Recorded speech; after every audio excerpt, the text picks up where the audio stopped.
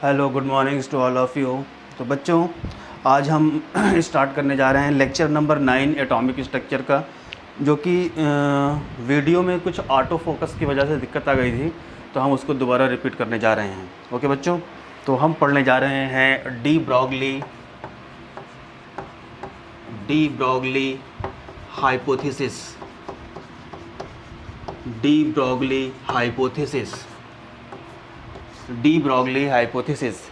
D Broglie का कहना था कि इलेक्ट्रॉन मैटर की तरह भी होता है और पार्टिकल की तरह भी होता है। According to de Broglie, electron behave like a material particle as well as wave. तो डी ब्रॉगली का सेंटेंस लिखें। अकॉर्डिंग टू डी ब्रॉगली,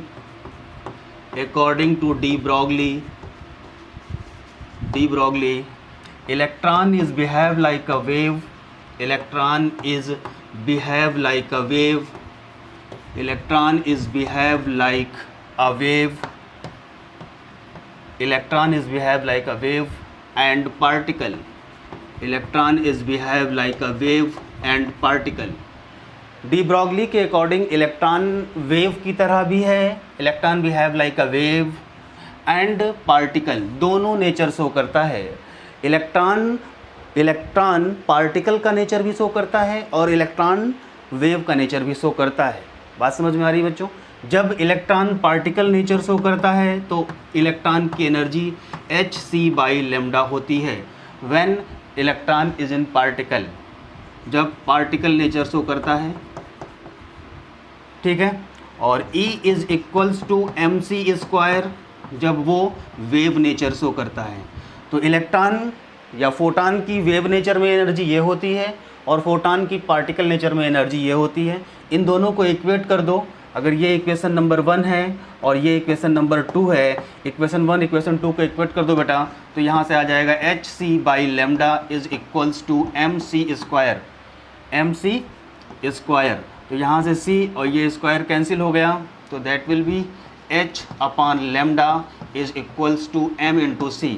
तो यहाँ से मास ऑफ फोटॉन जो आ जाएगा m इज इक्वल्स टू, तो यहाँ से मास ऑफ फोटॉन जो आ जाएगा, आप लोग यहाँ तक उतारें, इसके बाद हम आगे निकलते हैं। ओके, तो बच्चों यहाँ से जो मास ऑफ फोटॉन आएगा, the mass of photon m is equals to h/c⁻.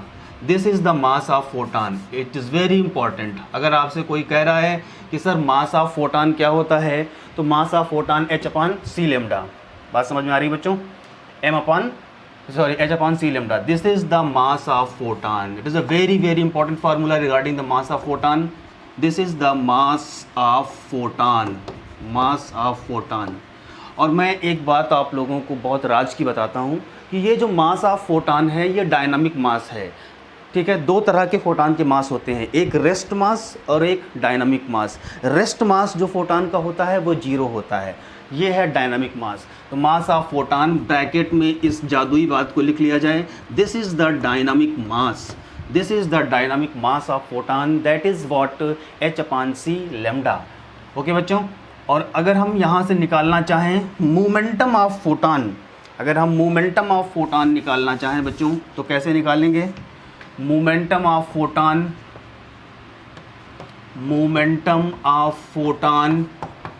अगर फोटॉन का मोमेंटम निकालना चाहें, okay, simply I was asking about the momentum of photon. तो मोमेंटम ऑफ फोटॉन निकालने के लिए m is equals to h/c⁻. यहाँ से इसको इधर लेकर के आए, m into c, mass into speed is equals to h/λ, h/λ.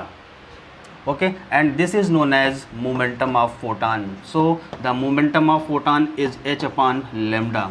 तो अगर आपसे बात की जा रही है मोमेंटम ऑफ फोटॉन की, तो मोमेंटम ऑफ फोटॉन के बारे में अगर आपसे बात की जा रही है बच्चों, तो मोमेंटम ऑफ फोटॉन h/λ कई बार नीट में आया है, क्वेश्चन नीट में जेई में कई बार आया है, ठीक है। Momentum of photon is h/λ and the mass of photon, ये भी कई बार नीट में आया है और जेई में आया है कि what is the dynamic mass of photon is what h/c⁻. Okay बच्चों, सो ये मैंने जो सीट दी थी उसमें भी क्वेश्चन था, तो dynamic mass of photon NEET में पूछा गया है h/c lambda and momentum of photon h/लेमडा। अगर किसी बच्चे को याद ना हो रहा हो तो कुछ नहीं करना है, एक छोटा सा मैं उसको जादुई टेक्निक बताता हूँ, magical technique. E is equals to mc square, E is equal to mc square. This is the energy of photon, energy of photon, energy of photon in wave nature। ये wave nature में E is equal to mc square, ये energy of photon in wave nature. जब electron wave nature में है तो उसकी energy के बारे में ये बातें हो रही हैं। E is equals to mc square, energy of photon in wave nature. Okay बच्चों, और E is equals to h nu या hc/ lambda. This is the energy of photon, energy of photon, energy of photon in particle nature. ठीक है, तो ये दोनों ही energy of photon in particle nature, ये दोनों ही एनर्जी हैं। ये वाली एनर्जी है वेव नेचर में और ये वाली एनर्जी है पार्टिकल नेचर में। इन दोनों को इक्वेट कर दीजिए, मास निकालना हो मास निकाल लीजिए, मास को स्पीड से मल्टीप्लाई कीजिए, मोमेंटम निकाल लीजिए। That is a very very important technique, this is a trick to find what mass of photon and energy, sorry mass of photon and momentum of photon.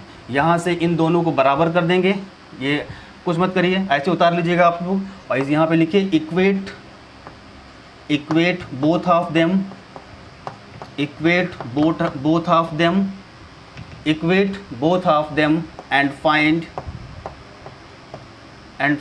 What mass and momentum of photon, mass and momentum of photon. Equate mass, equate both of them and find mass and momentum of photon. Mass और photon के momentum को आप find out कर सकते हैं। ठीक है बच्चों,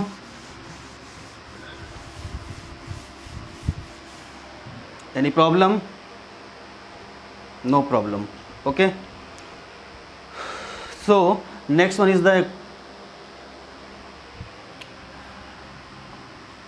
next is what de Broglie wavelength, de Broglie wavelength, de Broglie wavelength. De Broglie wavelength क्या था? Lambda de Broglie is equals to h/p, lambda de Broglie is equals to h/p। तो ये लेमडा है, डी बी डब्ल्यू का मतलब de Broglie wavelength है, that will be is equals to h/p। Okay बच्चों, and p is what, अगर m मास की कोई बॉडी v वेलोसिटी से मूव कर रही है तो मास को अगर वेलोसिटी से मल्टीप्लाई कर दोगे बच्चों तो दूसरी चीज़ मिलेगी, वो मोमेंटम होगी। तो मोमेंटम जो लिखा हुआ है, मोमेंटम की वैल्यू m/v हो सकती है, तो h/m/v। ओके बच्चों, तो lambda de Broglie that is h/p and that is h/m/v। बात समझ में आ रही है बच्चों? तो ये है डी ब्रॉगली वेवलेंथ का बेसिक फार्मूला जो हम पढ़ते हैं। यहाँ पर P की वैल्यू m/v कैसे आई, मैंने बोल दिया, m मास की बॉडी v वेलोसिटी से मूव कर रही है तो उसका मोमेंटम होगा m/v। ओके बच्चों, तो ये हमने बोल दिया आपको लेमडा निकालने की टेक्निक, लेमडा कैसे निकाला जाएगा ये उसकी टेक्निक है। h/p h/m/v, ये हैं बेसिक फार्मूले। ये क्या है बच्चों? दीज आर द बेसिक फार्मूले, ये बेसिक फार्मूले हैं, ये बेसिक फार्मूले हैं, basic formula of D Broglie wavelength. Okay, एक छोटी सी बात और हम यहाँ पे करेंगे, काइनेटिक एनर्जी की जो वैल्यू है, kinetic energy 1/2 mv², 1/2 mv²।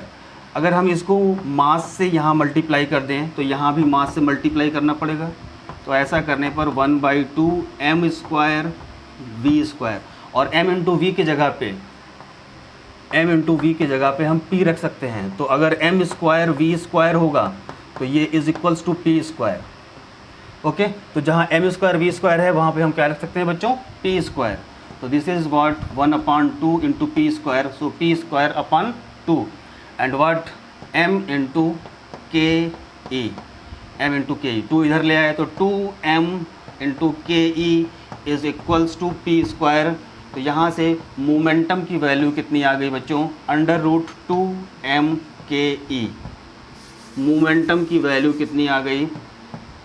Momentum की वैल्यू आ गई √2m/ke। This is the momentum of photon, this is the momentum of photon. तो मोमेंटम ऑफ फोटान की वैल्यू आ गई √2m/ke, momentum of photon √2m/ke। Okay बच्चों, तो अब जहाँ जहाँ मोमेंटम आया है वहाँ वहाँ हम ये रख सकते हैं। इसको उतार लें, नोट्स बनाएं प्यारे प्यारे, ये उतार लीजिएगा। m इंटू वी की वैल्यू p के बराबर, तो m square v square p square के बराबर। ओके बच्चों,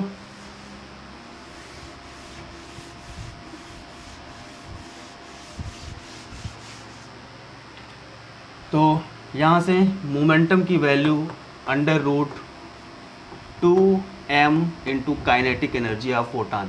ओके, एक छोटा सा मैनिपुलेशन और है, एक और फार्मूला मिलेगा। ठीक, ये अगर मोमेंटम का पहला फार्मूला है इम्पॉर्टेंट, तो दूसरा formula kinetic energy of photon. ठीक है, काइनेटिक एनर्जी, तो काइनेटिक एनर्जी की वैल्यू क्या हो जाएगी बच्चों? काइनेटिक एनर्जी जो होता है charge into potential difference. This is the charge and this one is the potential difference. PD का मतलब है पोटेंशियल डिफरेंस। ओके, बात समझ में आ रही है? तो जहाँ जहाँ पे काइनेटिक एनर्जी है वहाँ पर Q इंटू वी रख दो, तो momentum is equals to √2m/Q into v. This is the second formula. Okay, और momentum is equals to m into v, ये तो बेसिक फार्मूला है, हम लोगों को पता ही है, ये बेसिक फार्मूला है। तो मोमेंटम का एक फार्मूला ये है, मोमेंटम का एक फार्मूला ये है, मोमेंटम का दूसरा फार्मूला ये है, मोमेंटम का तीसरा फार्मूला ये है। और हमें बताया गया कि डी ब्रॉगली वेवलेंथ का फार्मूला क्या है? That is what? h/λ, D Broglie wavelength है h/p। तो h/p की जगह पे ये रखिए, p की वैल्यू क्या हो गई? m इंटू वी, तो m इंटू वी। फिर p की वैल्यू किसके बराबर है? √2m/ke, तो h/√2m/ke। और फिर ये किसके बराबर है बच्चों? h/√2m/q/v। ओके, तो ये हमारे पास आ गए लेमडा के फार्मूले। लेमडा की ये वैल्यूज़ आ गई कि डी ब्रॉगली वेवलेंथ h/p भी हो सकती है, डी ब्रॉगली वेवलेंथ h/m भी हो सकती है, डी ब्रॉगली वेवलेंथ h/√2m/ke हो सकती है, and D Broglie wavelength h/√2m/q/v हो सकती है। तो ये सारे के सारे फार्मूले हमारे आ गए बच्चों डी ब्रॉगली के। तो डी ब्रॉगली वेवलेंथ यहाँ पर निकल के आ गई हमारे सामने। Okay,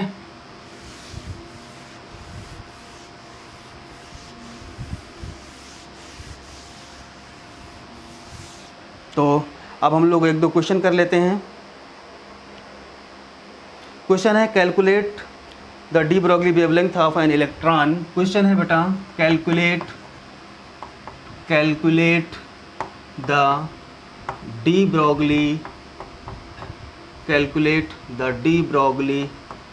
wavelength of an electron. Calculate the de Broglie wavelength of an electron moving with a speed of moving with a speed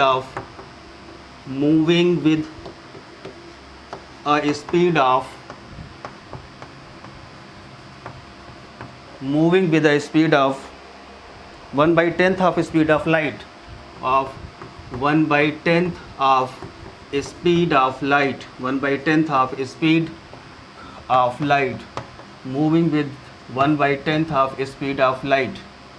okay बच्चों, तो कुछ नहीं करना है हमें, नॉर्मली इसका आंसर कैसे निकालोगे सोल्यूशन, तो देखो एक लाइन में है, कैलकुलेशन आप लोग कीजिएगा। लेमडा इक्वल टू h/b और p की वैल्यू कितनी हो जाएगी बच्चों, m इंटू वी। ओके, और वो कह रहा है कि स्पीड जो है वो 1/10th of speed of light, यानी कि v की वैल्यू जो है वो c/10 है, और c कितना होता है 3 × 10⁸ तो ये कैंसिल होकर के आ जाएगा 3 × 10⁷ मीटर पर सेकेंड। तो this is the velocity of electron. तो लेमडा की वैल्यू कुछ नहीं आपको करना है, नॉर्मली h की वैल्यू रखिए 6.6 × 10⁻⁻34 हो गया, अपॉन मास ऑफ इलेक्ट्रॉन याद होना चाहिए। 9.1 into 10⁻31 into what, speed of light 3 into 10⁻7। 8 मत रखना, यहाँ से आ जाएगा लेम्डा डी ब्रोगली।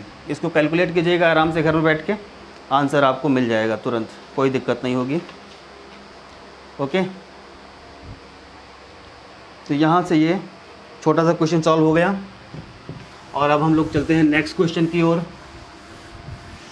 दूसरा क्वेश्चन जो हमारे वहाँ नीट में पूछा गया है, सेकेंड क्वेश्चन जो हम लोग नीट में जानते हैं आया हुआ है। तो नीट का जो क्वेश्चन है second, calculate the ratio of wavelength of, question है बच्चों calculate the ratio of wavelength of, calculate the ratio of wavelength of, calculate the ratio of wavelength of alpha particle to proton, alpha particle to proton, alpha particle to proton, if ratio of their kinetic energy, if ratio of their kinetic energy, if ratio of their kinetic energy is 1:4, अगर kinetic energy का ratio कितना दिया हुआ है बेटा 1:4, तो wavelength का ratio बताना है। सबसे पहले इस क्वेश्चन को करने की ट्रिक क्या है कि यहाँ पे मुझे वेवलेंथ का वो फार्मूला लाना है, डी ब्रोगली वेवलेंथ का वो फार्मूला लाना है जिसमें क्या आता हो, काइनेटिक एनर्जी। तो इसके सलूशन को करने से पहले बिना पेन पेंसिल को उठाए कर सकते हैं। ये क्वेश्चन आपके वहाँ नीट का है। ओके, तो lambda is equals to what, h upon p, and p की वैल्यू हो जाएगी मोमेंटम की वैल्यू √2mke, 2mke। बात समझ में आ रही है बच्चों की नहीं आ रही है? h अपॉन √2mke, समझे। अब यहाँ पे हम लोग निकालेंगे वाट। अब देखो ज़रा गौर से, h और 2 तो कॉमन ही है, तो यहाँ पर क्या आ जाएगा बच्चों, यहाँ से सबसे पहले आप निकाल लो लेम्डा फॉर, पहले तो हम बता दें आपको कि 2mke काइनेटिक एनर्जी का रेशियो ये है। तो mass of alpha particle is equals to 4 times mass of proton. Alpha particle का मास जो होता है वो 4 टाइम्स होता है मास ऑफ प्रोटॉन के। अल्फा पार्टिकल का मास 4 टाइम्स मास ऑफ प्रोटॉन होता है। तो lambda for alpha upon lambda for proton, तो अल्फा के लिए लेम्डा निकालोगे तो एस तो कांस्टेंट ही रहेगा, upon what, upon 2 mass of alpha into kinetic energy of alpha, ठीक है। और फिर प्रोटॉन का इसके नीचे लिखोगे तो ये उसके ऊपर भाग जाएगा, into √2 mass of proton into kinetic energy of proton upon h। तो ये h से ये h कैंसिल, ये 2 से ये 2 कैंसिल, तो lambda of alpha upon lambda of proton is equals to, ये क्या आ गया, mass of proton upon mass of alpha. तो इसको हम कर सकते हैं ऐसे, ये मास ऑफ प्रोटॉन, ये मास ऑफ अल्फा, तो ये एक साथ लिख दिया, मास of proton upon mass of alpha into ये है kinetic energy of proton, kinetic energy of proton upon kinetic energy of alpha, ठीक है। अब आप लोग ये उतार लें, उसके बाद हम आंसर देते हैं आपको। हटा रहा हूँ बेटा इसको। तो ये फार्मूला आ गया। अब देखो काइनेटिक एनर्जी का रेशियो क्या है, alpha particle to proton, alpha particle और प्रोटॉन का रेशियो, अल्फा पार्टिकल और प्रोटॉन, यानी कि अल्फा पार्टिकल टू प्रोटॉन का रेशियो है 1/4, ठीक है। लेकिन यहाँ प्रोटॉन टू अल्फा चाहिए, तो प्रोटॉन टू अल्फा मिलेगा, कैसे मिलेगा, proton upon alpha equal to 4/1, ठीक है। तो यहाँ से हम नॉर्मली क्या करेंगे, lambda of alpha upon lambda of proton is equals to √, ये हम नॉर्मली कर देंगे KP अपॉन KE अल्फ़ा, कितना आ गया 4/1 into mass of proton upon mass of alpha, that is 1/4। तो 4 से 4 कैंसिल हो गया, तो lambda of alpha upon lambda of proton is 1:1/1। तो यहाँ से आंसर क्या आ गया बच्चों, यहाँ से आंसर आ गया कि अल्फ़ा के लिए लेमडा इज़ टू प्रोटॉन के लिए लेमडा 1:1 है। ओके, तो ये लेमडा आ गया अल्फ़ा के लिए और प्रोटॉन के लिए। तो इस तरह से ये नीट का भी क्वेश्चन हो गया हमारे लिए।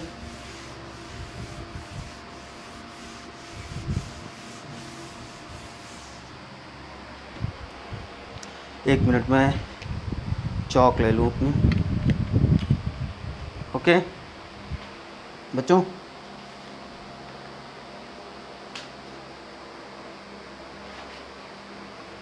नेक्स्ट है Heisenberg uncertainty principle. हीज़ेनबर्ग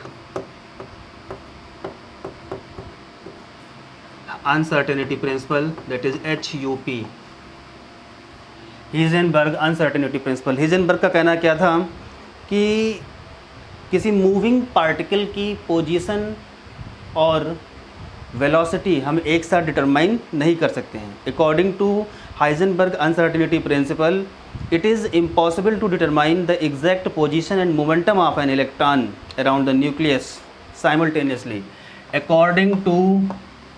According to Heisenberg uncertainty principle, HUP, according to Heisenberg uncertainty principle, it is impossible to determine the exact position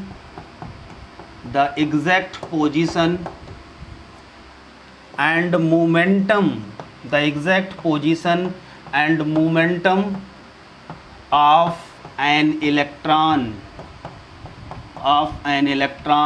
around the nucleus of an electron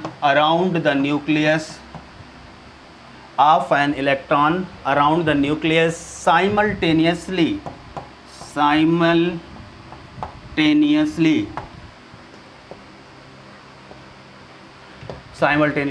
Heisenberg uncertainty के according it is impossible to determine the exact position and momentum of an electron around the nucleus simultaneously. बात समझ में आ रही है? तो अगर exact position पता होती तो उसे x से लिखते, लेकिन अगर पोजीशन में कुछ भी कमी है, पोजीशन के अंदर कुछ भी एरर है, error in the position is known as delta. Error in the position is known as delta. तो एरर इन द पोजीशन उसे बोलते हैं अनसर्टेनिटी इन पोजीशन, ठीक है। और एरर इन द मोमेंटम उसे बोलते हैं uncertainty in momentum. This will be greater than equal to h/4π, या आपके वहाँ जो लिखा हुआ है this will be equals to like this. यही है आपका हाइजेनबर्ग अनसर्टेनिटी प्रिंसिपल। बात समझ में आ रही है? तो delta x into delta p is equals to h/4π। Delta x into delta p is equals to h/4π। ये है हमारा फार्मूला। और यहाँ पे डेल्टा x क्या है बच्चों? डेल्टा x है अनसर्टेनिटी इन पोजीशन। और डेल्टा p क्या है बच्चों? Uncertainty in momentum.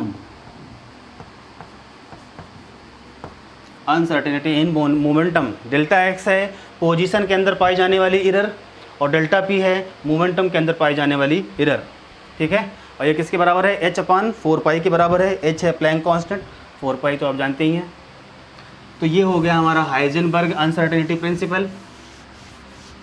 तो हाइजेनबर्ग भी हमने कंप्लीट कर लिया, और इसी के साथ साथ हमने क्या कंप्लीट कर लिया बच्चों? हाइजेनबर्ग तो कंप्लीट हो ही गया। और अब आपका क्या है? बचता है एक दो प्रॉब्लम। तो एक क्वेश्चन है छोटा सा, हम लोग करते हैं। If uncertainty in position and momentum is equal. Question है बेटा, इफ़ अनसर्टेनिटी इन पोजीशन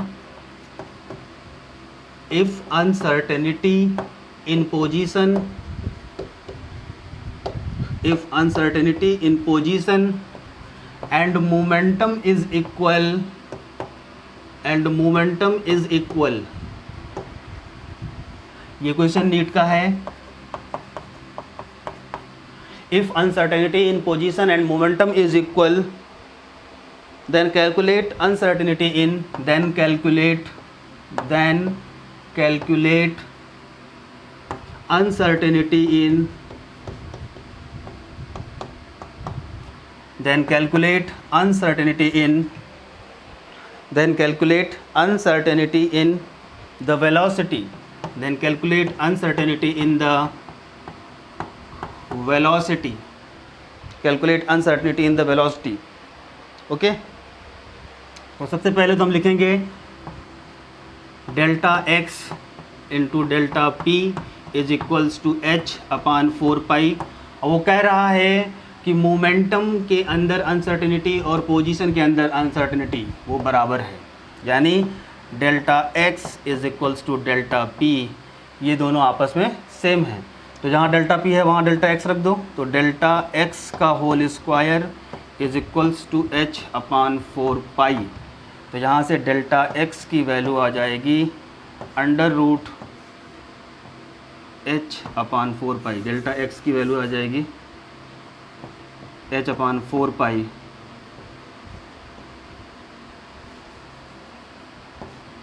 की पावर 1/2, ठीक है। और उसके बाद डेल्टा एक्स की वैल्यू किसके बराबर है, डेल्टा पी के बराबर, आप ही ने लिखा है।